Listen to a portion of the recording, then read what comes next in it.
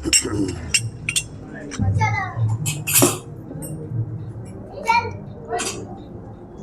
समय को देखते हुए थोड़ा सा लेक्चर भी शॉर्ट करना पड़ेगा, क्योंकि हम चाहते हैं कि थोड़ा सा टॉपिक को कवर भी हो जाए और थोड़ा सा शॉर्ट में भी हम चलें इसमें।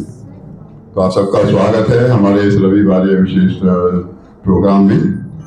और जैसे कि आप जानते हैं सभी पुरुषोत्तम मास चल रहा है और इसमें जो है सभी पूरा लाभ उठाने का प्रयास करते हैं इसमें। तो इसे कुछ लोग पुरुषोत्तम मास को मल मास भी कहते हैं और अधिक मास भी कहते हैं। तो जो भौतिकतावादी हैं, जो कर्मकांडी हैं, वो इसे मल मास कहकर इससे अलग हो जाते हैं कि ये तो मल है, जैसे मल को इसमें कोई शुभ काम नहीं करना, इसमें कोई शादी नहीं करनी, कोई प्रॉपर्टी नहीं खरीदना, कोई कुछ भी नया काम नहीं करना, तो वो इसको मल मास कहकर इससे साइड पे हो जाते हैं।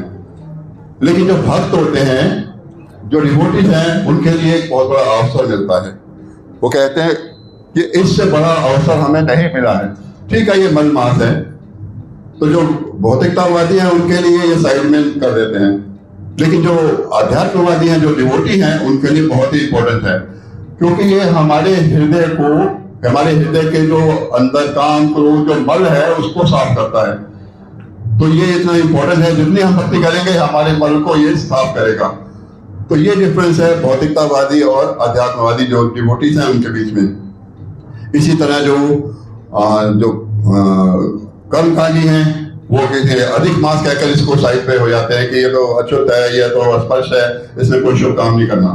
लेकिन जो भक्त है वो कहते हैं अधिक मास, अरे इसमें तो अधिक भक्ति, अधिक श्रवण, अधिक जो भक्तों का संग, सब कुछ अधिक करना है। तो ये हमारे में डिफरेंस है। हमें पता है इसकी क्या इंपॉर्टेंस है।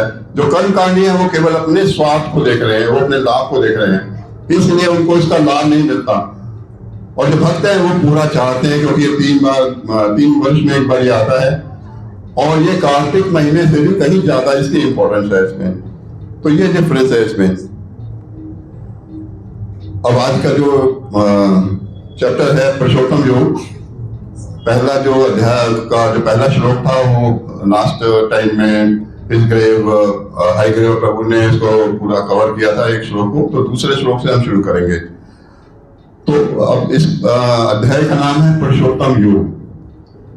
तो पहले हम जानना चाहेंगे कि ये पुरुषोत्तम योग है क्या। पुरुषोत्तम योग तो हमने सुन लिया, अब सभी जानते हैं पुरुषोत्तम का क्या अर्थ है। तो अब बताइए पुरुषोत्तम का क्या योग है।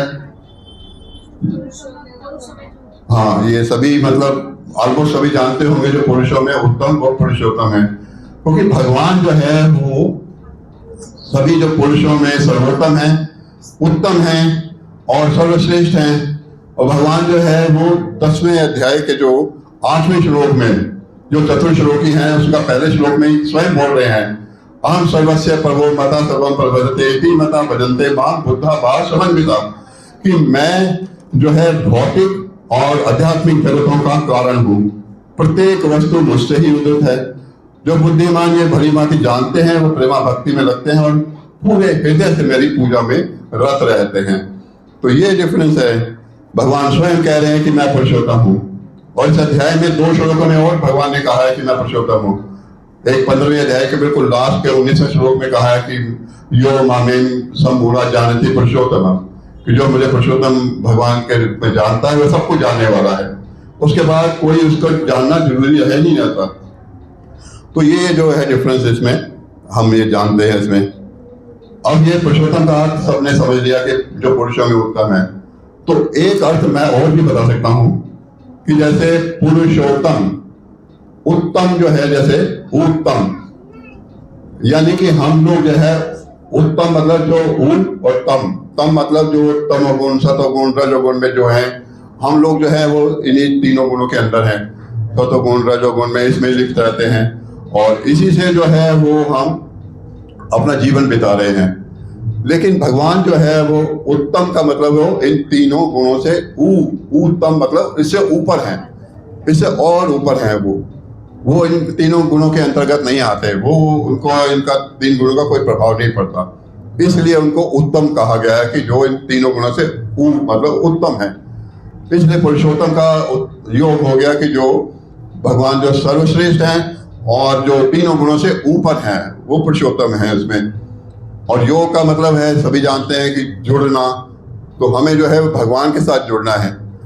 हमें जो है वो भौतिकतावादियों के साथ नहीं जुड़ना, हमें भगवान के साथ जुड़ना है। हम जो अपना संबंध हम जो भूल चुके हैं उसको फिर से पुनः स्थापित करना है भक्ति के द्वारा, और वो जो है वो केवल हम भक्ति के द्वारा ही स्थापित कर सकते हैं। भगवान को और कोई तरीका नहीं है जानने का।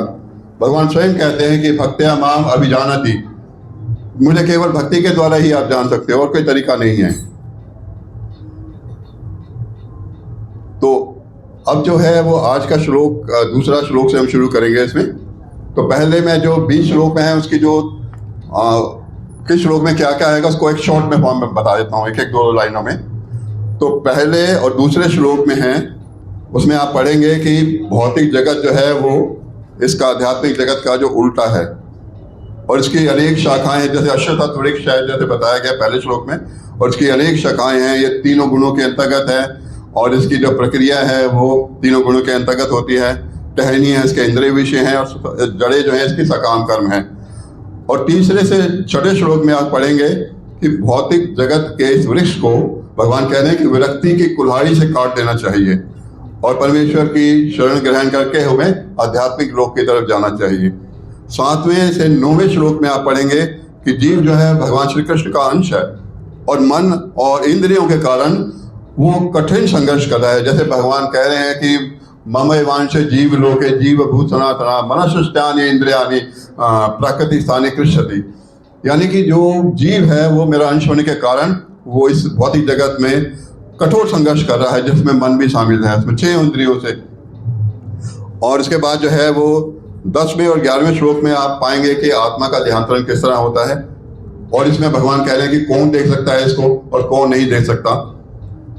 और 12 से 13 श्लोक में भगवान कह रहे हैं कृष्ण हमारे पालन करता है, प्रकाश के स्रोत है, यानी भगवान कहते हैं कि मैं सूर्य का प्रकाश हूँ, मैं चंद्रमा का प्रकाश हूँ, और वो जीवन रस प्रदान करते हैं, जैसे कि वो वनस्पतियों को जो उसके अंदर जो है रस प्रदान करते हैं इसमें। और 14 से 15 श्लोक में आप कहेंगे कि व्यक्तिगत स्तर पर कृष्ण हमारे पालन करता है। वो हमारे अंदर जैसे जो पाचन अग्नि चल रही है, जो वैष्णव उसको कहते हैं, उसको वो पचाते हैं हमारे अंदर जो भी खा रहे हैं। अब देखिए रात को आप खा के सोएंगे, सवेरे जो है आपको जो सारा भोजन भगवान वो वैष्णव अग्नि के द्वारा सारा पचा देते हैं उसको। देखिए कितना भगवान कार्य कर रहे हैं। हम कहते हैं कि भगवान तो हमारे लिए क्या कर रहे हैं इसमें, लेकिन भगवान हर एक एक मिनट के लिए देखिए आपके लिए क्या कर रहे हैं। और 16वें अध्याय में भगवान कह रहे हैं कि जीव जो है 2 प्रकार के होते हैं, एक शर और एक अक्षर। जो शर है जो अचयुक्त होते हैं, जो भौतिक जगत में चयुक्त होते हैं, और जो अक्षर है जो अचयुक्त है वो आध्यात्मिक जगत में होते हैं। फिर 17वें श्लोक में भगवान कह रहे हैं कि परमात्मा जो है इन शर और अक्षर से परे हैं, उनके ऊपर ये नियम लागू नहीं होते, क्योंकि वो सच्चित आनंद में रहते हैं। 18वें श्लोक में आप पाएंगे कि भगवान परमेश्वर जो है वेदों में परम कृष्ण के रूप में विख्यात हैं, शिक्षित हैं इसमें। और 19 और 20वें श्लोक में कृष्ण को जानने का अर्थ है, जैसे भगवान कह रहे हैं यो मामेम असमूढ़ा जानते पुरुषोत्तमम, जो मुझे पुरुषोत्तम भगवान के रूप में जानता है वो संशय रहित, भगवान यहाँ कह रहे हैं संशय रहित, कि कोई डाउट नहीं होना, भगवान आप पे हम पूरी तरह से निर्भर हैं, और वो आप ही पुरुषोत्तम हो, आप ही हमारे स्वामी हो, हम स्वामी नहीं हैं, हम आपके सेवक हैं। तो वो जो है वो उसके समझिए उसने सब कुछ जान लिया, और वहीं से उसके भक्ति की प्रक्रिया शुरू हो जाती है इसमें। तो अब जो आज का श्लोक है हम दूसरे से श्लोक से शुरू करेंगे, देखते हैं कितने कवर कर पाते हैं इसमें। तो यहाँ पे जैसे आपने पहले श्लोक में पढ़ा कि भगवान जो है वो भौतिक जगत और आध्यात्मिक जगत की तुलना कर रहे हैं इन श्लोकों में, और उससे उसने अश्वतत्व वृक्ष जो है वो उससे तुलना कर रहे हैं। और भगवान कह रहे हैं कि जैसे पानी की परछाई में जो है वो हर चीज़ उल्टी दिखाई देती है, इसी तरह से जो है वो अश्वतत्व वृक्ष जो है उसकी जड़ें जो है ऊपर की ओर, टहनियाँ नीचे की ओर दिखाई देती हैं, जबकि होता वास्तव में जड़ें नीचे की ओर होती हैं। लेकिन ये कहने का मतलब भगवान यहाँ कह रहे हैं कि जो भौतिक जगत है और आध्यात्मिक जगत है, तो आध्यात्मिक जगत है भौतिक जगत का उल्टा है, यानी भौतिक जगत उल्टा है, आध्यात्मिक जगत सब कुछ है। अगर पूरा विश्लेषण करें तो आध्यात्मिक जगत है वो 3/4 चौदह ब्रह्मांड का है। 3/4 जो है वो मोस्टली जो आध्यात्मिक जगत ही है, और जो भौतिक जगत है वो 1/4 यानी कि थोड़ा सा भाग भौतिक जगत का है इसमें। तो आप देखिए कि मोस्टली जो है आध्यात्मिक जगत ही है इसमें। तो आज का श्लोक हम इसमें दूसरे पे चर्चा करेंगे इसमें।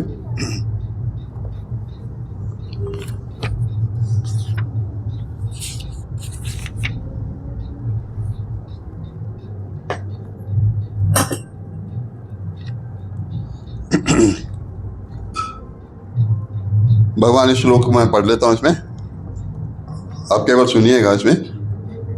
अधा च धर्म प्रसुता तस्य शाखा गुणा प्रवदा विषय प्रवाला अधा च मूलानि अनुसंतानि कर्म अनुबंधने मनुष्य लोके। यहाँ भगवान कह रहे हैं कि इस वृक्ष की शाखाएं जो हैं ऊपर तथा नीचे फैली हुई हैं और प्रकृति के 3 गुणों द्वारा पोषित हैं।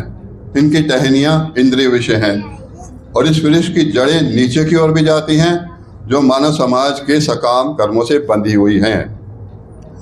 तो पिछले श्लोक में भगवान ने बताया कि आध्यात्मिक जगत क्या है और भौतिक जगत जो है वो उसका उल्टा है। और भौतिक जगत में कोई आनंद नहीं है कि केवल दुखालय हम अशाश्वत है में। तो भगवान ये कह रहे हैं कि इस वृक्ष की जो जड़ें हैं वो नीचे की ओर भी जाती हैं और ऊपर की ओर। तो इसका क्या अर्थ है? इसका अर्थ है कि ये भगवान की जो ये इस वृक्ष की जो जड़ें हैं वो नीचे लोग को मतलब हमारे ऊपर डिपेंड करता है। भगवान ने हमें स्वतंत्रता दी है कि हम कैसे कर्म करें, कि हमें जो है वो अगर अच्छे कर्म करेंगे तो ऊर्ध्व लोगों को जाएंगे, ऊंचों के लोगों में जाएंगे, और अगर कर्म हम जो है निम्न करेंगे तो नीचे के लोगों को जाएंगे। तो 14 तरह के लोग बताए गए हैं जो आप ये जो फोटोग्राफ लगे इसमें सभी वर्णन दिया हुआ है इसमें। तो 7 तो लोग हैं वो उधर्व लोग हैं, ऊंचे के लोग हैं। उनके नाम है भूर भूवर स्वर गहर महर जनस तपस तथा सत्य। और जो निम्न लोग हैं वो है अतल वितल सुतल पाताल महाबल तलातल रसातल, ये नीचे के लोग हैं। तो यहाँ प्रभुपाद जी भी बता रहे हैं कि जो नीचे के लोगों को जाता है उनमें जैसे मनुष्य हैं, पशु है, घोड़े हैं, गाय है, जानवर है, बिल्ली है, कुत्ते, ये सारे जो है निम्न लोक में हैं इसमें। तो और जो अच्छे कर्म करता है वो ऊंचे लोगों को जाता है, यानी वो देवलोक को जा सकता है, चंद्र लोक को जा सकता है, स्वर्ग लोक को जा सकता है और शुद्ध आनंद वहाँ पे मिल सकता है, उसको सुख मिल सकता है। उस सबसे ऊपर जो है वैकुंठ लोक है, और वैकुंठ लोक में आप विश्वास नहीं करेंगे कि वहाँ भगवान का ऐश्वर्य पूरी तरह से रहता है। वहाँ जो भी व्यक्ति है उसके 4 हाथ होते हैं भगवान की तरह, और वैसे ही भगवान की तरह ही वो दिखते हैं इसमें। और हर व्यक्ति के पास अपना एक विमान होता है वैकुंठ में, और वो सोने का विमान होता है। इसके बाद वो अपना व्यक्ति जो है वो पर्सनली जैसे जहाज है वो लेकर घूमता है उसमें। तो पूरी तरह से ऐश्वर्य वहाँ पर है। वैकुंठ लोक से ऊपर गोलोक वृंदावन है, वहाँ भगवान स्वयं जो है वो सत्यचित आनंद है, और भगवान जो है वो गाय चराते हैं और पूरा आनंद है। और जो भक्त भी हैं, जो उनके पार्षद हैं, वो भी वैसे ही सत्यचित आनंद रहते हैं। जैसे ब्रह्मा जी कह रहे हैं उनके भगवान की स्तुति करते हुए, ईश्वरा पर्व कृष्णा सच्चिदानंद विग्रह अनादि राजे गोविंद सर्व कारण कारणम, यानी कि वो भगवान जो है वो सच्चित आनंद है और वो परम है, उनके मुकाबले कोई है ही नहीं। तो ये हमारे ऊपर डिपेंड करता है कि हम किस तरह के टहनियों की ओर, किस तरह की ओर जाना चाहेंगे, मतलब नीचे के लोग की ओर या ऊंचों के लोग की ओर। और अगर ऊंचों के उद्धर्व लोगों की जाना है तो हमें अच्छी भक्ति करनी पड़ेगी, अच्छे जो है वो संग करना पड़ेगा। तो उसी के साथ ये हमारा निर्णय होता है इसमें। इसके भगवान इसके बाद कह रहे हैं कि ये प्रकृति के 3 गुणों द्वारा पोषित है।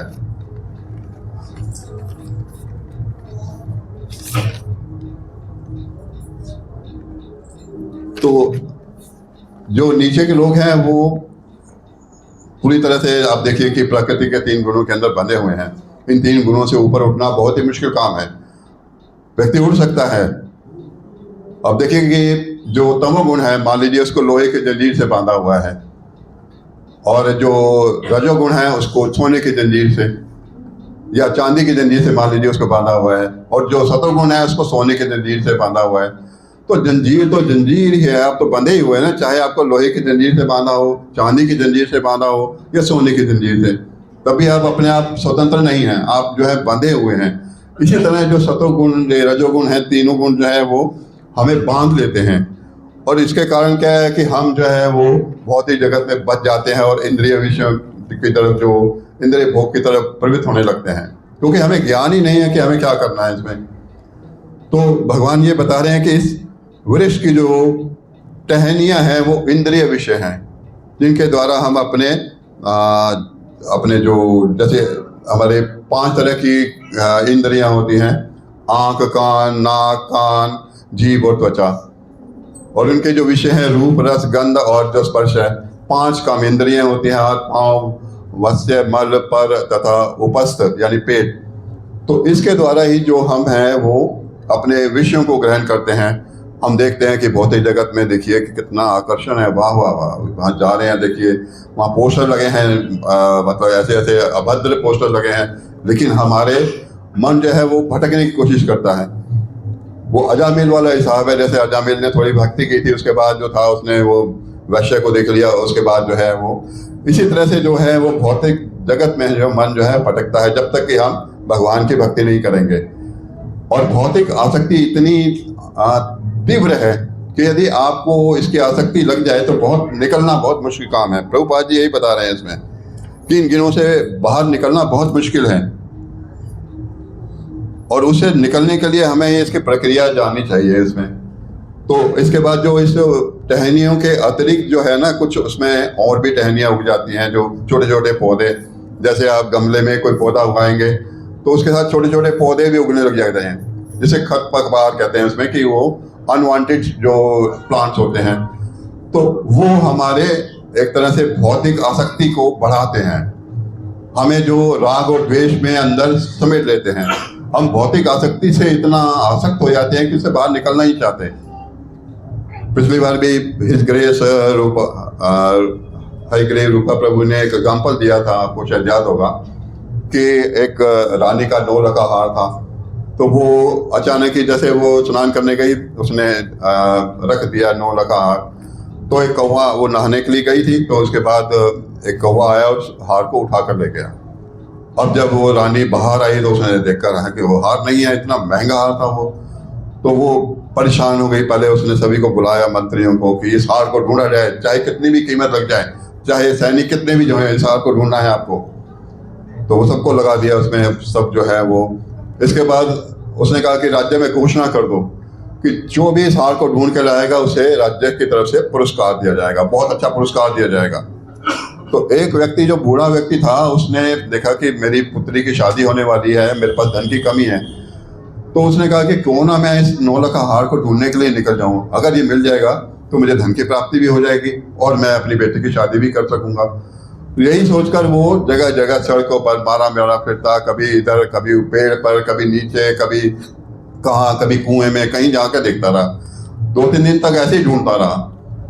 तो एक दिन जब वो थक कर बैठ गया तो सामने एक छोटा सा तालाब था उसमें। तो ऐसे थक कर बैठा था, उसने एकदम अचानक उसकी नजर पड़ी कि ये क्या चमक रही है चीज। तो उसने देखा वही 9 लखा हार जो है वो चमक रहा है, और देखा ये रहा 9 लखा हार, ये तो मैं तो इतनी दिनों से ढूंढ रहा था, ये सामने छोटे से तालाब में। तो उसने आव देखा ना ताव, क्योंकि आसक्ति जो है ना हर एक को आकर्षित करती है। तो तालाब में कूद गया कि मैं अभी इसको जाकर निकाल लूंगा और रानी साहिबा को दे दूंगा और पुरस्कार ले लूंगा। अब वो जैसे ही अंदर गया, उसने देखा सामने 9 लखा हार हो ना, तो हाथ मारा तो वो एकदम गायब। फिर वो दूसरी तरफ नजर आने लग गया, फिर वो ऐसे दूसरी तरफ गया, फिर हाथ मारा तो कुछ नजर नहीं आया, फिर वो उस तरफ दिखाने लगा। कहते ये कैसा हार है जो कि मतलब मैं इधर से पकड़ता हूँ तो उधर चला जाता है, उधर से पकड़ता हूँ तो नीचे चला जाता है, इधर चला जाता है। तो वो पूरी तरह से थक गया उसको, लेकिन हार वो पकड़ नहीं पाया। तो सामने से जो है कुछ साधु लोग जा रहे थे वहाँ पे। तो उन्होंने देखा कि ये बड़ा परेशान है, वृद्ध आदमी है और इतना पसीना पसीने हो रहा है, और वो देख रहे हैं कि वो हार को पकड़ने की कोशिश कर रहा है।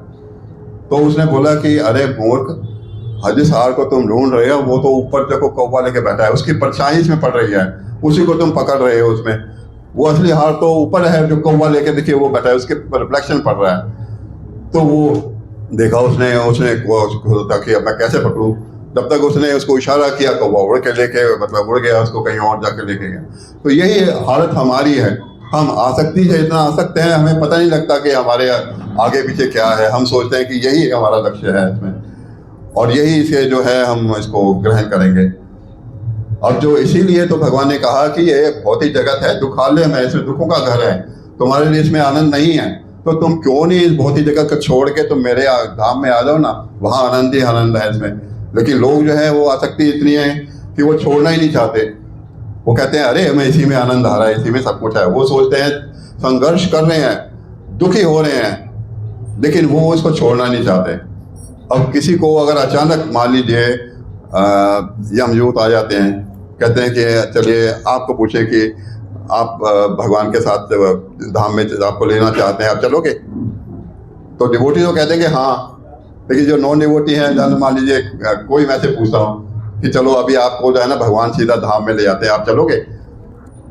90% लोग मना कर देंगे, नहीं नहीं मुझे अभी बेटे की शादी करनी है, मुझे तो अभी मेरे तो पत्नी है, बच्चे हैं, मैं उनको कौन देखेगा।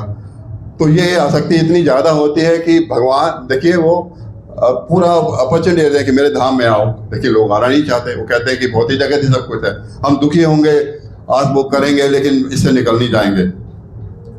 तो एक प्रभुपाद जी ने बहुत अच्छा एक वो दिया, सिद्धांत दिया हमें, शायद आपने अभी सुना भी होगा। तो एक नौका थी, वो एक बारात जा रही थी उसमें, तो उन्होंने कहा कि नदी पार करनी है। तो वो नदी काफ़ी दूर थी और गहरी भी थी।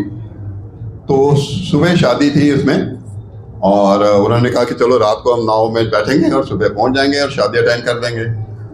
तो वो नाव में बैठ गए, 10-12 लोग होंगे, और उसको नाव वाले को बोला कि भैया चलो ले चलो। उन्होंने कहा जी हाँ, मैं आपको 4-5 घंटे में पहुंचा दूंगा, काफ़ी लंबी है लेकिन मैं। और वो पूरी रात बराती अपना बैठ गए नाव के अंदर, और वो जो नाविक है वो खींच रहा है, उसको पूरा जोर लगा रहा है, पसीने पसीने हो रहा है, पूरी रात जो है वो नाव को खींच रहा है, उसको पूरा चला रहा है उसको। तो अब काफ़ी टाइम के बाद एकदम दिन निकल आया। तो उन्होंने बरातियों ने देखा, अरे ये नाव तो वहीं की वहीं है, हम जहाँ पे थे वहीं पे वहीं खड़े हैं। ये पूरी रात ये नाव क्या करता रहा, ये नाविक क्या करता रहा, इसको चलाता रहा, इसको चप्पे मारता रहता, लेकिन नाव तो वहीं की वहीं खड़ी है। और वो हैरान हो गए, ये क्या हुआ? उन्होंने बुलाया, भैया इधर आओ, तुम क्या नाव चला रहे हो, नाव तो वहीं की वहीं खड़ी है, ये नाव क्यों नहीं चल रही? तुम कह रहे हो कि मैं तो 4 घंटे में पहुंचा दूंगा, तो हम तो वहीं के वहीं खड़े हैं। तो बाद में उन्होंने कहा मैं तो पूरी कोशिश कर रहा था साहब, मैं तो पूरी मेहनत कर रहा था। तो बाद में जब चेक किया तो उसमें पता लगा कि इसके जो नाव का लंगर होता है, जिसके द्वारा नाव बंदी होती है, वो खोला ही नहीं गया था। तो वो लंगर को खोला ही नहीं गया, तो नाव तो वहीं की वहीं खड़ी थी, और वो चला रहा था नाव को, सोच रहा था कि अब पता नहीं कहाँ पहुँच गए इसमें। तो यही हाल हमारा है, हम भौतिक आसक्ति में इतने, जो भौतिक जो लंगर है ना उसको खोल नहीं पा रहे, उसी में हम फंसे हुए हैं, और उसी में हम जो है कह रहे हैं कि ये सब कुछ यही है, सब कुछ यही है, इसी में सब कुछ है, इसके अलावा कुछ नहीं है। तो भगवान खुद कह रहे हैं कि ये जो अध्यात्म, ये जो भौतिक जगत है, इसमें आपको आप इसको विरक्ति के साथ से काट गिराओ।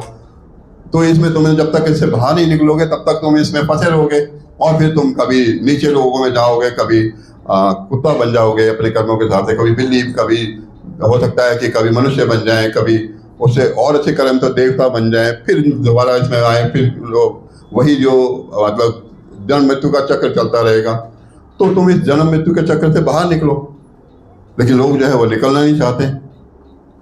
जैसे वो जैसे बताया ना कि आध्यात्मिक जगत है, जैसे ओरिजिनल जो होता है ना, जैसे डॉक्यूमेंट है, उसकी फोटोकॉपी हम करवा लें तो ओरिजिनल ही होगा ना, और उसकी जो फोटोकॉपी है वो अपने देखने में लगेगा कि ये तो बड़ी डिम सी है, तो वो चीज़ तो नहीं आपको दिखेगी ना। इसी तरह आध्यात्मिक जगत है वो ओरिजिनल है, और फोटोकॉपी जो है उसकी वो जो भौतिक जगत है इसमें। तो हम इसी को आध्यात्मिक या जो भौतिक जगत को ही ओरिजिनल मान बैठे हैं और सोचते हैं कि यही ओरिजिनल है, लेकिन एक्चुअली जो है वो ओरिजिनल नहीं है इसमें। अब इसके बाद आज का तीसरा और चौथा श्लोक हम शुरू करेंगे इसमें।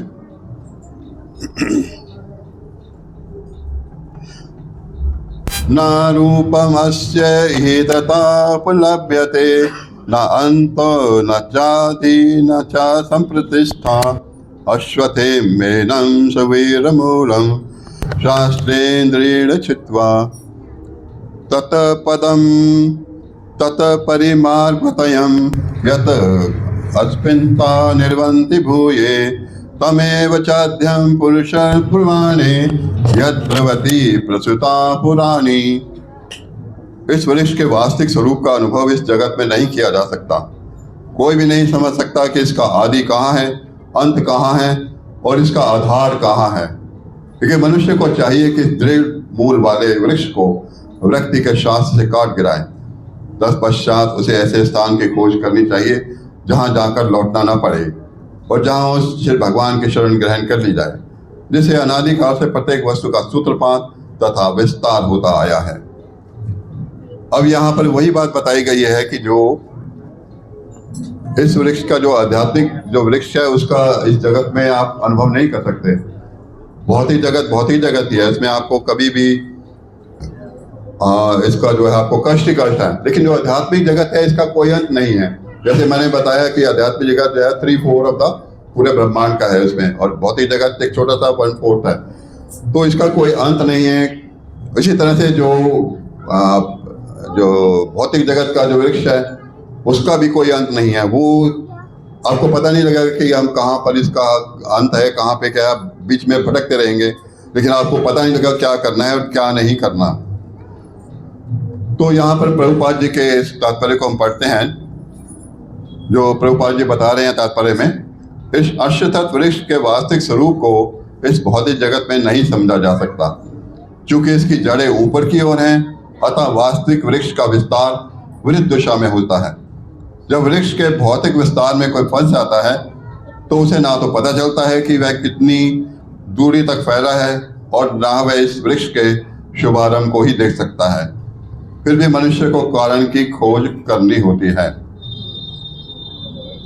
तो यहाँ प्रभुपाद जी बता रहे हैं कि ये जो भौतिक जगत है इसका कोई भी, जबकि इसकी जड़ें जो है वो ऊपर की ओर भी है, नीचे की भी ओर हैं, लेकिन ये जो है इसको भौतिक जगत में कोई अगर फंस जाता है तो उसे पता ही नहीं लगता कि क्या करना है, क्या कहाँ जाना है, क्या करना है, वो अज्ञानता में जीता रहता है।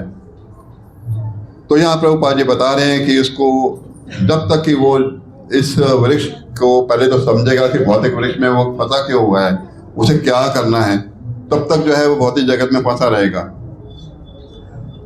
और आसक्ति इतनी स्ट्रांग होती है कि भौतिक जगत से निकलना बहुत ही मुश्किल काम है। जब तक कि हमें भगवान की कृपा ना हो या भक्तों का संग ना मिले, जब तक भक्तों की कृपा ना हो, तब तक जो है वो आसक्ति से हम बाहर निकल नहीं सकते। तो मैं सर्वप्रिय प्रभु जी का लेक्चर सुन रहा था, उसमें बता रहे थे कि भौतिक आसक्ति इतनी स्ट्रांग होती है कि आप थोड़ा सा प्रयास करेंगे या थोड़ा सा अधिक भी करेंगे तो भी आप इससे निकल नहीं सकते। जब तक कि आप अच्छा जप नहीं करेंगे, ध्यान पूर्वक जप नहीं करेंगे, अच्छी जो रीडिंग ध्यान पूर्वक रीडिंग नहीं करेंगे, जब तक आप भक्ति के नियमों का दृढ़ता से पालन नहीं करेंगे, अपने गुरु की आज्ञा का पालन नहीं करेंगे, तब तक जो है आप इस भौतिक वृक्ष के जो आसक्ति से निकल नहीं सकते। ये आसक्ति इतनी स्ट्रांग है कि आप समझ नहीं आएगा कि आपको मैं कैसे निकलूं इसमें से। जो देखिए जो भक्ति नहीं कर रहे, वो देखिए अभी कितने लोग मॉल्स में घूम रहे होंगे, कितने लोग इंडिया गेट में घूम रहे होंगे, उनको पता ही नहीं कि जीवन का लक्ष्य क्या है। वो केवल से खाना पियो मौज करो, कल किसने देखा, अरे कल ही तो सब कुछ है, तुम आज जो है कल को नहीं देख पा रहे और ना ही तुम आज को देख पा रहे हो। लेकिन जब तुम्हारे सामने मृत्यु आएगी तब तुम्हें दिखाई देगा, अरे मैंने तो कुछ किया ही नहीं था, ये तो मृत्यु मेरे सामने आ गई है। जब काल आपके सामने आएगा तो आपको एक जो कहते हैं ना 1 मिनट का भी मोहलत नहीं मिलेगी, तो आपको चलना ही पड़ेगा। चाहे आप लाख कोशिश करें कि अरे नहीं मेरे तो बच्चे छोटे हैं, अरे मुझे तो अभी मतलब ये धन कमाना है, अभी तो मैं मेरे जो है वो बच्चों की नौकरी लग जाए, आपकी एक नहीं सुनी जाएगी, आपको चलना ही होगा। फिर आप पछताएंगे तो पछताते रहेंगे इसमें। तो कहने का मतलब ये है कि जो वृक्ष है इसका जो हमें आसक्ति से बाहर निकलना है। एक वकील का उदाहरण मुझे याद आ गया। तो एक वकील था, उसने जब अपना काफ़ी टाइम से अपनी वकालत कर रहा था, अब वो बूढ़ा हो गया, अब उसका समय आ गया, तो यमदूत उसको लेने आ गए। तो यमदूत जो लेने आ गए तो उसने वो देखकर हैरान हो गया, अरे आप मुझे कैसे लेने आ गए हो, उन्होंने कहा नहीं, आपका समय हो गया। तो वकील था ना, कहता है कि हम जब अपने क्लाइंट को पहले नोटिस भेजते हैं, जब भी कोई कोर्ट में केस होता है तो उसको पहले नोटिस भेजा जाता है, फिर उसके बाद उसको बुलाते हैं। तो आपने तो मुझे कोई नोटिस भेजा ही नहीं, आप तो मुझे बिना नोटिस के लेने आ गए। तो यमजूत ने कहा, अच्छा आप बताओ कि आज से 25 साल पहले आपके कितने दांत थे? उन्होंने कहा पूरे दांत थे, मैं आराम से खा रहा था। अब आपके कितने दांत हैं? अरे 4 इधर से, 4 इधर से, 4 इधर से टूट गए, अब मैं चबा भी नहीं पा रहा हूँ उसमें। तो ये नोटिस नहीं था और क्या था? अच्छा 15 साल पहले जो आप पूरा चश्मे के बिना पढ़ लेते थे, कह रहा हाँ, और अब है चश्मे के साथ भी आपको पढ़ने में मुश्किल हो रही है, तो ये नोटिस नहीं था हमारी तरफ से। अब 20 साल पहले आपके बाल पूरे सफ़ेद थे, वो काले थे, अब आपके बाल पूरे सफ़ेद हैं, तो ये नोटिस नहीं है। तो आपको कितने नोटिस तो हमने भेजे और कितने नोटिस आपको चाहिए? तो यही हिसाब है। भगवान हमें जो है वो टाइम टू टाइम ये जो भौतिक प्रकृति है वो परिताड़ित करके बताती है कि समझ जाओ, समझ जाओ, अब तो समझ जाओ। लेकिन हम जो इतने मूर्ख हैं कि वो समझना ही नहीं चाहते, वो कहते हैं कि बस यही सब कुछ है इसमें।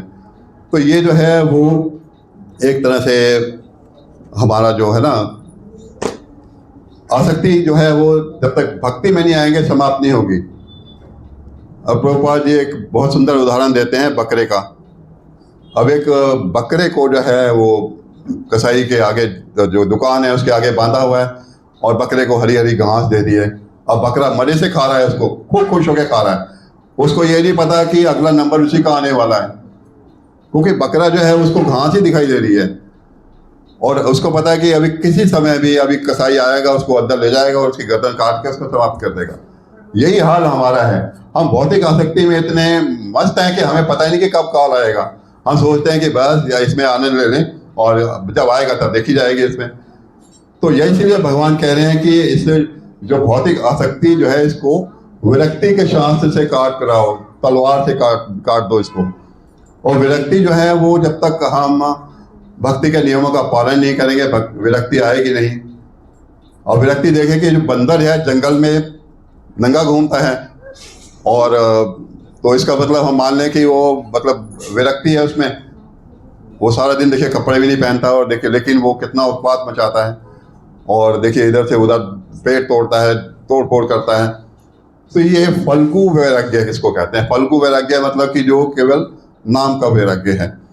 अब मान लीजिए कोई व्यक्ति जो है धोती कुर्ते में पहन के माला लगा के जपा ली हुई है और जा रहा है, लोग देख रहे हैं कि भक्त हैं, बड़े प्रणाम भी कर रहे हैं और थोड़ी देर में वो जाकर पता लगा कि गोलगप्पे की दुकान पे पहुंच गया। वहाँ पे अब झुक्के से देख रहा है और उसमें इधर उधर देख रहा है, गोलगप्पे खा रहा है साथ साथ, कि कोई देख तो नहीं रहा। तो ये जो है ये हम अपने आप को तो धोखा दे रहे हैं। ऊपर से ड्रेस पहन ली, ऊपर से तिलक लगा लिया और बाहर से आपकी भौतिक आसक्ति जा नहीं रही, तो उसका क्या फायदा उसमें? तो हमें जो 10वां नाम अपराध है ना कि इतना नाम श्रवण करने पर भी भौतिक आसक्ति बनाए रखना, जो नाम अपराध हम पढ़ते हैं डेली जो है मंगल आरती में भी, उसमें 10वां जो नाम अपराध वो यही है कि इतना नाम श्रवण करने पर भी भौतिक आसक्ति बनाए रखना। और जब तक भौतिक आसक्ति रहेगी तब तक हम जो है वो इस आध्यात्मिक जीवन की तरफ जा ही नहीं सकते। इससे पहले हमें जो है वो इससे निकलना पड़ेगा। तो प्रभुपाद जी कह रहे हैं कैसे हम इस किस तरह से बाहर निकलें, इस जो अपनी तलवार है जो विरक्ति की उसको कैसे पहना करें। जब तक तलवार आपकी पहनी नहीं होगी आप पेड़ को काट नहीं सकते। अब ये तलवार आप लेके आए, उसमें जंग लगा हो तो उसको आप काट सकते हैं? पेड़ को नहीं काट सकते ना उसमें, जब तक कि वो पहनी नहीं होगी। तो उसको पहनी करने के लिए आपको विरक्ति के जो शास्त्र है, जो उसमें विरक्ति जो है वो लानी जरूरी है उसको। तो प्रभुपाद जी यहाँ बता रहे हैं कि विषय भोग की आसक्ति तथा भौतिक प्रकृति पर प्रभुता इतनी प्रबल होती है, अतः प्रामाणिक शास्त्रों पर आधारित आत्मज्ञान की विवेचना द्वारा विरक्ति सीखनी चाहिए और ज्ञानी पुरुषों से श्रवण करना चाहिए। भक्तों की संगति में रहकर ऐसी विवेचना से श्री भगवान की प्राप्ति होती है और विरक्ति प्राप्त होती है। तो मोटे तौर पर हम ये बताएंगे कि हमें जो विरक्ति तभी होगी जब भगवान से आसक्ति होगी, और अगर हमें संसार से आसक्ति होगी तो भगवान से हमें आसक्ति नहीं होगी। विरक्ति अगर हमें जब तक संसार से नहीं होगी तब तक भगवान से जो है वो आसक्ति नहीं होगी। तो ये हमें देखना है कि कोई पूछे कि मेरी भौतिक आसक्ति कितनी कम हुई या नहीं, इसे कैसे हम मतलब करें? मैं 10 साल से जप कर रहा हूँ, 10 साल से मैं जो है वो नियमों का पालन कर रहा हूँ। तो उसमें ये बताया गया है, गुरु महाराज यही बताते हैं कि पहले आप देखिए कि आपकी भौतिक आसक्ति कितनी कम हुई है, तभी आप जानेंगे आपकी विरक्ति है कि नहीं आती। अब मान लीजिए ठीक है, आप ध्यान जप कर रहे हैं और ध्यान में साथ में मोबाइल पे अपना लगे हुए हैं, सब में जो 10 काम भी कर रहे हैं, ध्यान पूर्वक जप नहीं कर रहे हैं, तो आपकी विरक्ति कहाँ से आएगी? तब तक आप पूरी तरह से ध्यान पूर्वक जो है श्रवणम नहीं करेंगे।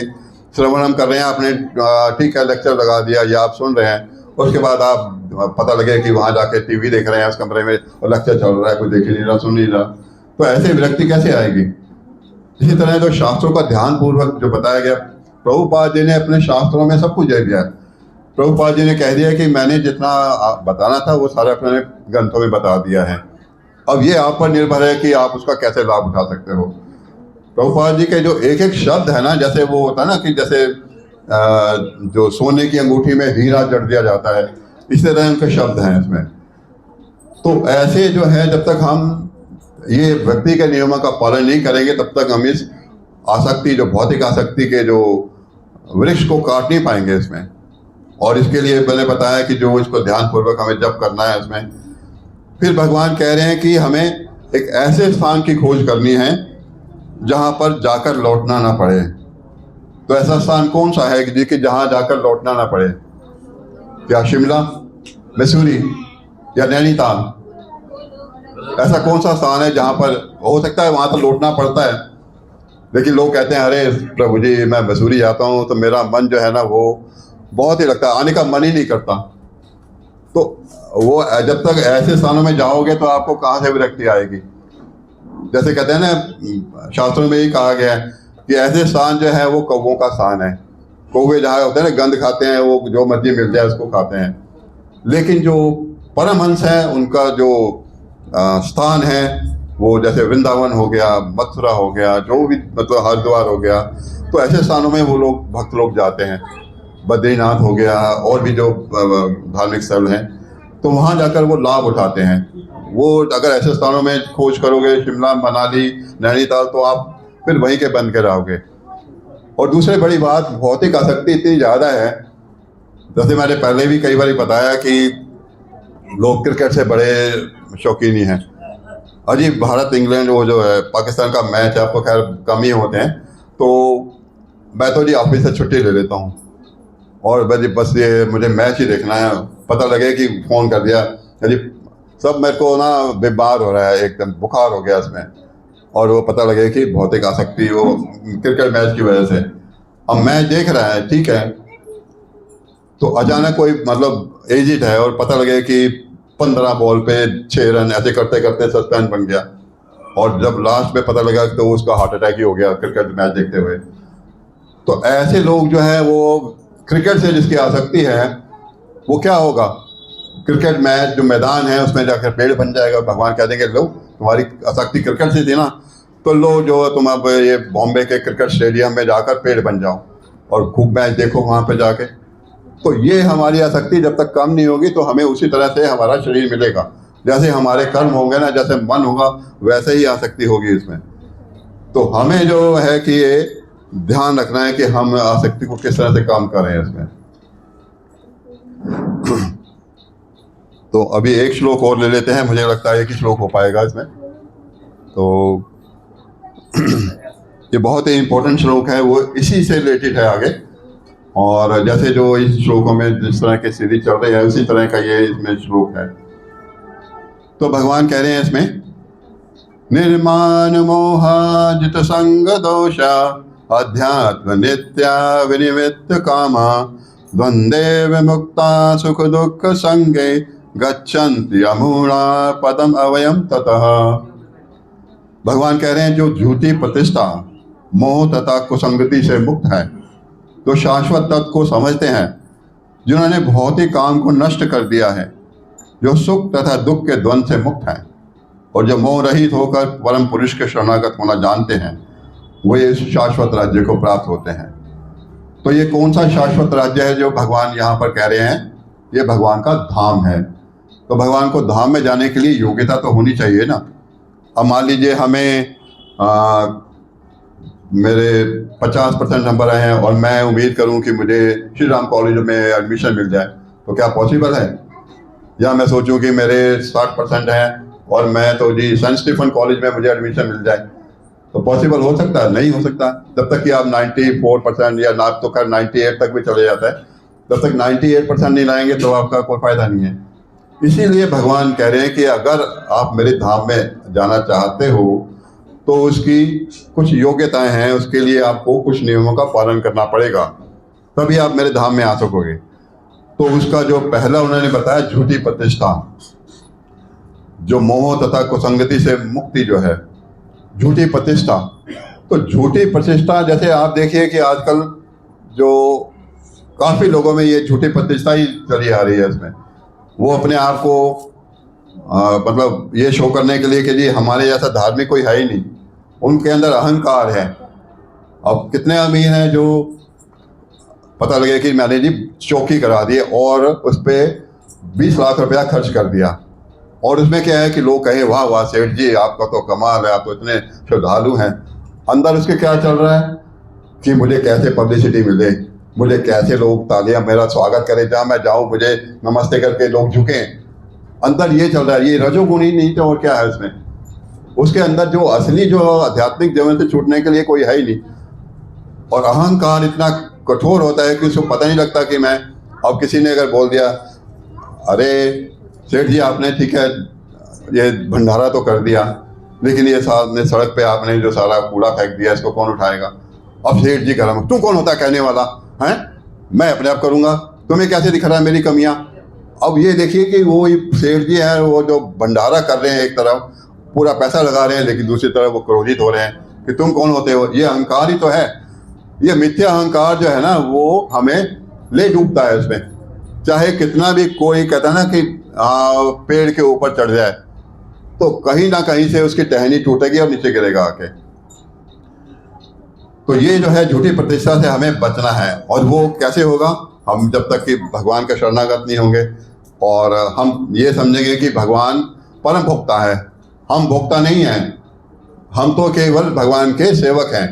जो भगवान से मिल रहा है उसको स्वीकार करो। ऐसा मत सोचो कि भगवान ने, मैंने तो इतना जी, मैं तो 20 साल से मंदिर जा रहा हूँ, मैं इतना चढ़ावा चढ़ा रहा हूँ, मैंने माला कर रहा हूँ, और फिर भी दुख मुझे ही आ रहे हैं सारे सारे दुख। वो देखिए मेरे सामने जो पड़ोसी है वो तो कुछ भी माला नहीं करता, कुछ भी नहीं भक्ति कर रहा, लेकिन उसको देखो दिन गुगनी रात चौगनी, उसके 2-2 कार्य हो गए, 2-2 बदले हो गए हैं, और मुझे तो दुख पे दुख मिल रहे हैं।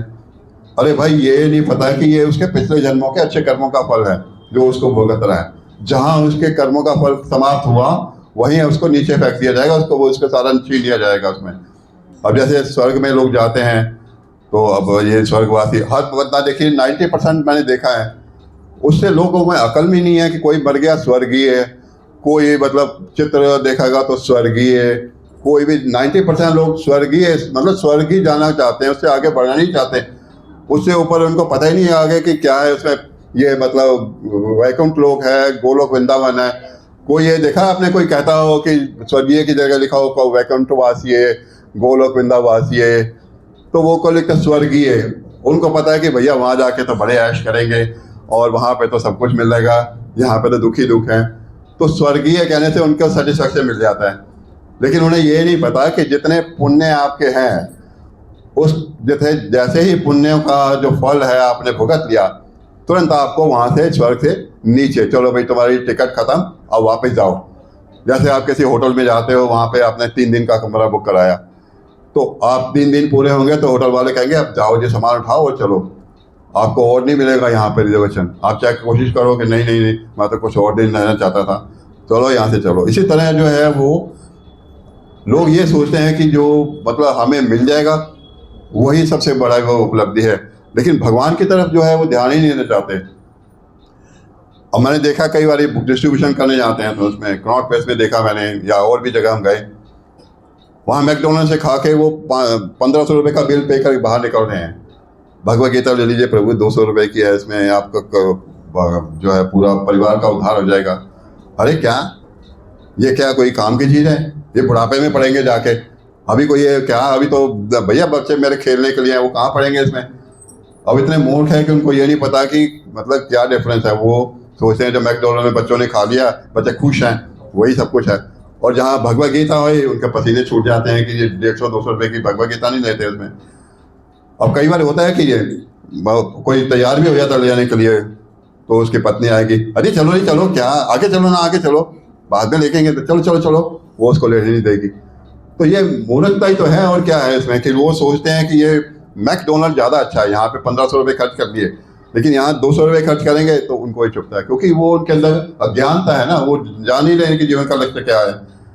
और तो और मतलब लोग सोचते हैं कि बस किसी तरह से उसके घर में मतलब देखिए 2 कारें आ गई, और वो इतना जलना शुरू कर देंगे कि इसका अगर साइकिल थी ये तो स्कूटी में घूमता था, 2 कारें खड़ी हो गई, उनको जलना शुरू हो जाएगी। ये भौतिक जगत की वो सच्चाई है।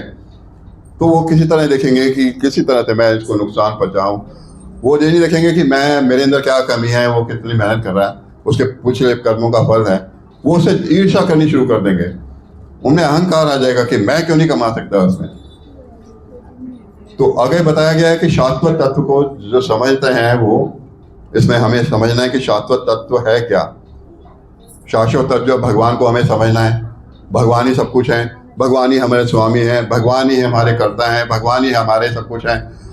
तो हम तो केवल दासादी दास हैं, हमारे अंदर इतना भी जो कैपेसिटी नहीं है कि हम कहीं से भी एक जो उपलब्धि ले लें, सब भगवान के द्वारा ही दिया गया है। लेकिन जो मूर्ख होते हैं वो समझते हैं कि अरे मैं मेरे अपनी बुद्धि से कमा रहा हूँ, मैं भगवान को क्यों दूँ। मेरे पास आज अगर 25 लाख रुपए बैलेंस हो गया तो मैं तो ये तो मेरी बुद्धि का कमाल है, भगवान को इसमें मैं क्यों इन्वॉल्व करूँ। भगवान को वो देना ही नहीं चाहते, ऐसे मूर्ख लोग हैं इसमें।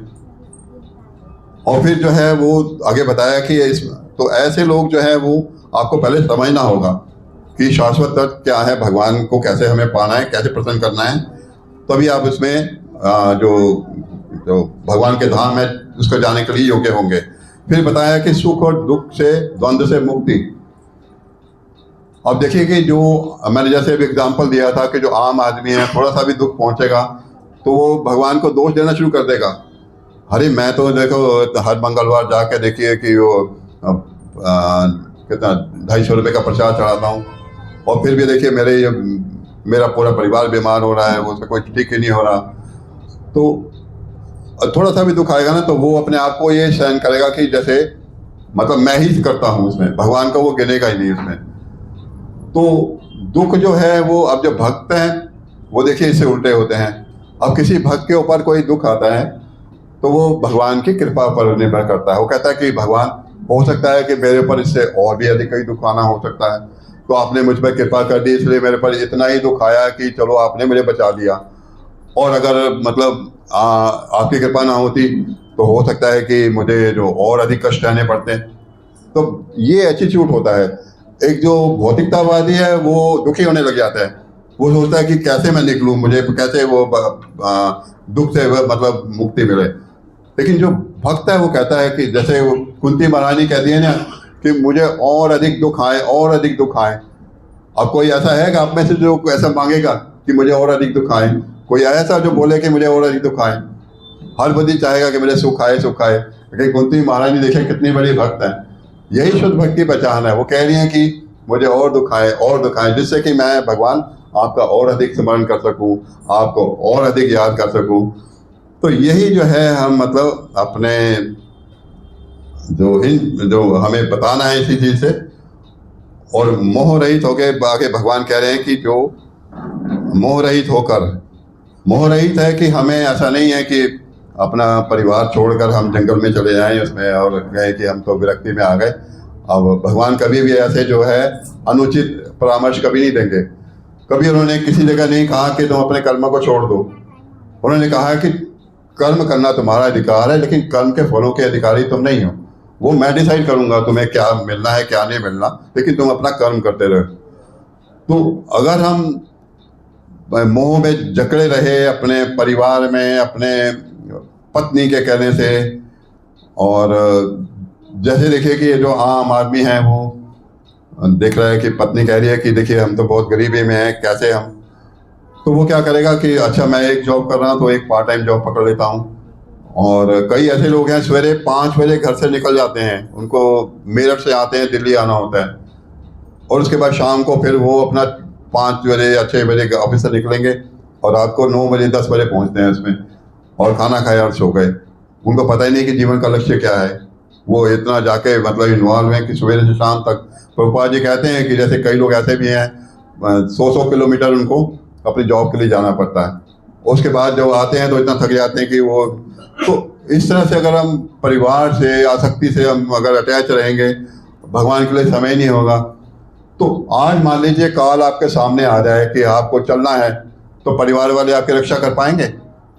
मृत्यु आ जाएगी, आपके सामने काल आएगी, यमराज आ जाएं या विष्णुदूत आ जाएं, वो कहेंगे चलो, तो परिवार वाले जहाँ खड़े हैं वो तो वहीं खड़े रहेंगे।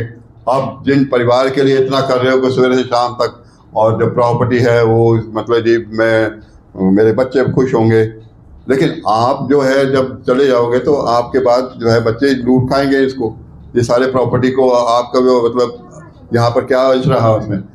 तो ऐसे मोह रहित जो है ना, हमें होकर शरणागत होना है भगवान के।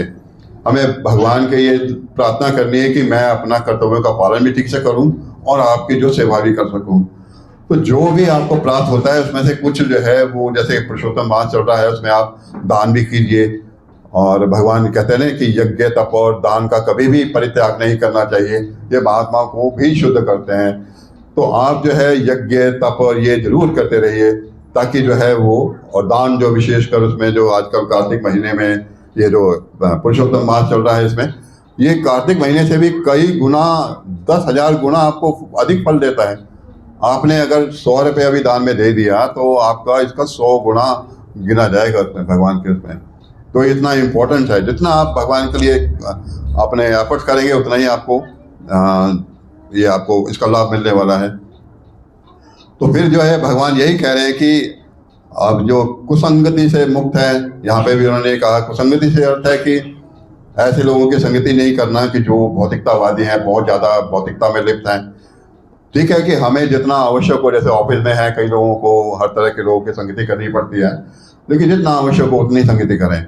ये नहीं कि जैसे आप जाके अपना ऑफिस से जा रहे हैं उसके बाद शराबी के साथ बैठ जाएंगे, तो आप क्या बन जाएंगे? शराबी बन जाएंगे। थोड़े दिनों में आप भी कहेंगे शराब लेके बैठ जाएंगे। तो जैसे लोगों की संगति करोगे उसी तरह के आपको परिणाम भुगतने पड़ेंगे इसमें। तो इसीलिए कहा गया है कि कुसंगति से हमें संगति करनी है। और संगति क्या है? ये भक्तों का संग है, हरे कृष्ण महामंत्र का जप है, यहाँ मंदिर आना, सेवा करना और शास्त्रों का अध्ययन करना, ये संगति है। भक्तों का संग ही सबसे बड़ा संग है। इससे बड़ा संग कोई ना तो हुआ है ना कोई होगा।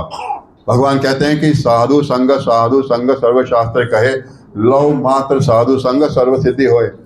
यानी कि आपने अगर साधु संग में 2 मिनट भी अगर श्रद्धा के भाव से अगर उनका संग किया, उनके जो वचनों को सुना, तो समझिए आपको जो इसका लाभ मिलने वाला है उसको आप भी नहीं जानते।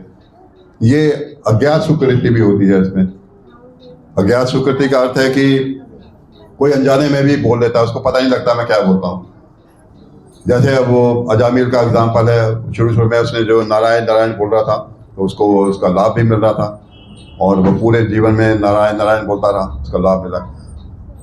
अब कोई अगर आपको ये देखिए कि अगर कोई बोलता है आप कहाँ रहते हो, मैं मोहन नगर, मोहन बोल दिया ना उसने, इसको अज्ञात सुकृति मिल गई। आप कहाँ रहते हो जी, मैं गोविंदपुरी में रहता हूँ। तो बार बार अगर वो बोलेगा मैं तो जी गोविंदपुरी से बोल रहा हूँ, गोविंद बोल रहा हूँ, गोविंद बोल रहा हूँ, गोविंदपुरी बोल रहा हूँ, तो उसको ये नहीं पता कि इसका क्या फायदा हो रहा है। उसको धीरे धीरे उसका जो है वो एक साइड में बैलेंस उसका बढ़ता जाएगा, उसको भी नहीं पता उसमें। अब पिताजी जो है वो हरे रंग की बॉल लाए, अब बेटे ने कहा पिताजी हरी बोल हरी बोल हरी बोल। अब उसने वो बोल रहा है हरी बोल, हरे रंग की बॉल, लेकिन वो क्या बोल रहा है हरी बोल, तो उसको भी इसका फायदा मिलेगा।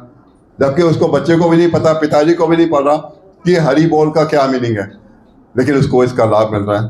तो इसीलिए बताया गया है कि जो भगवान का धाम है, अगर उसमें आप जाएंगे तो उसमें और कहीं जो श्रेष्ठ स्थान हो ही नहीं सकता। तो जैसे आप आगे के अध्याय में पढ़ेंगे कि भगवान बता के श्लोकों में पढ़ेंगे कि किस तरह का भगवान का धाम है, किस तरह का जो भगवान के धामों का वहाँ पे वातावरण आपने पढ़ा भी होगा सारा। तो भगवान यही चाहते हैं कि ऐसे स्थान की खोज की जाए जहाँ जाकर लौटना ना पड़े। और ये माना जाता है कि जो भगवान के धाम में एक बार पहुँच जाए तो वो लौटकर फिर भौतिक जगत में नहीं आता। पहले तो वो योग्यता चाहिए वहाँ पर जाने के लिए। अगर आप में योग्यता है और आप पहुँच गए तो फिर जो है वहाँ पर आपको आनंद ही आनंद है।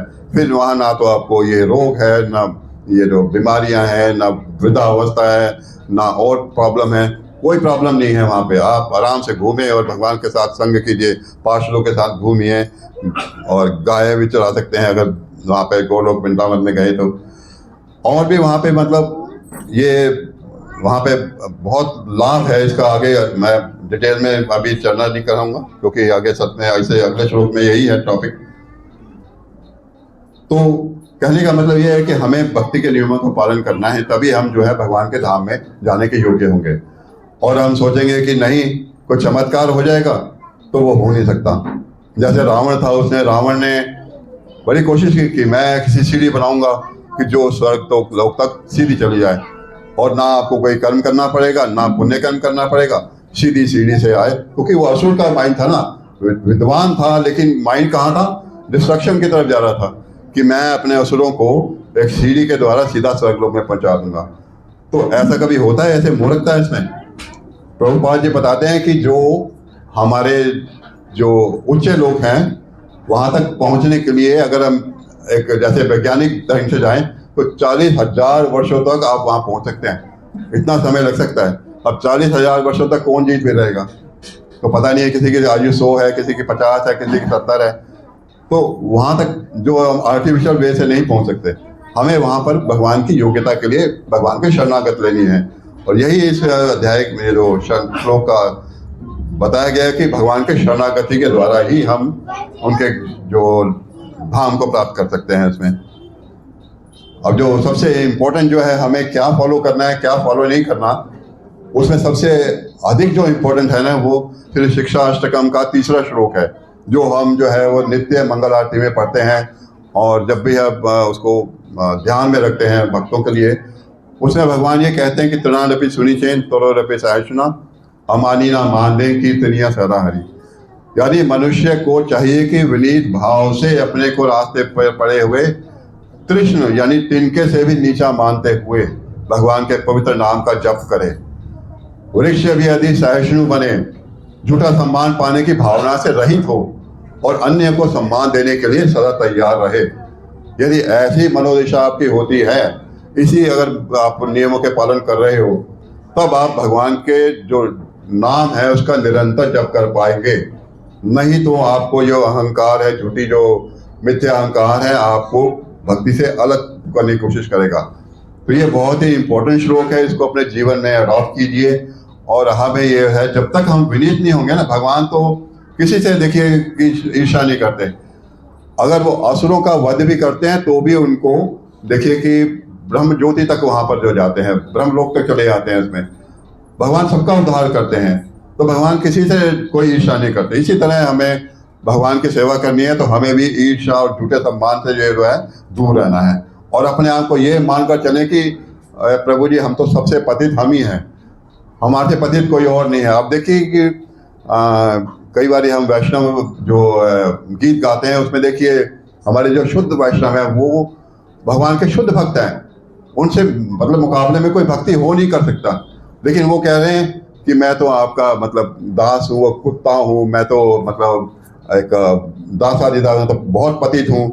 जैसे कल सवेरे भी इस गणेश रूपा प्रभु जी ने एक पढ़ा था वैष्णव गीत, उसमें भी यही था कि मैं जो है, मेरे में सभी दो अवगुण हैं, मेरे में सभी दोष हैं, मैं सबसे गिरा हुआ हूँ। तो ये अगर एटीट्यूड लेकर चलेंगे तभी आप ऊपर उठ पाएंगे। अगर आप सोचें कि मैंने सब कुछ प्राप्त कर लिया, अरे मेरे को तो सब नॉलेज हो गई, अब मुझे भक्तों का संग करने की जरूरत ही नहीं है, तो आपका तुरंत पतन होगा। आप जो है वो नीचे गिर जाएंगे और फिर जो है आपको फिर कोई बचाने वाला नहीं मिलेगा। फिर अगर कोई बचाएगा तो आपको गुरु या भक्तों का संग। तो कहने का मतलब सारांश ये है कि आप जो आध्यात्मिक लोगों के इम्पोर्टेंस को समझिए, और जो भौतिक जगत में जो संघर्ष है, जो भगवान कह रहे हैं मवे वांश जीव लोके जीव भूत सनातना मनुष्यानि इंद्रियानि प्राकृतिक स्थानी कृष्यति, तो ये समझ के चलना चाहिए कि भौतिक जगत में संघर्ष ही संघर्ष है। कहीं भी यहाँ पर आनंद ही नहीं है, केवल रेगिस्तान है। यहाँ पर दो बूंद जो है वो जैसे कहता है ना कि मृग तृष्णा, वो मृग है वो पानी की तलाश में घूमता रहता है, दो बूंद, वही इस भौतिक जगत में है। तो अगर हमें इस चीज़ से ऊपर उठना है, हमें असली सुख लेना है, तो हमें भगवान की शरण लेनी होगी, भगवान के नियमों का पालन करना पड़ेगा और जो है वो गुरु के आदेशों का पालन करना पड़ेगा। हरे कृष्णा। और किसी का कोई प्रश्न?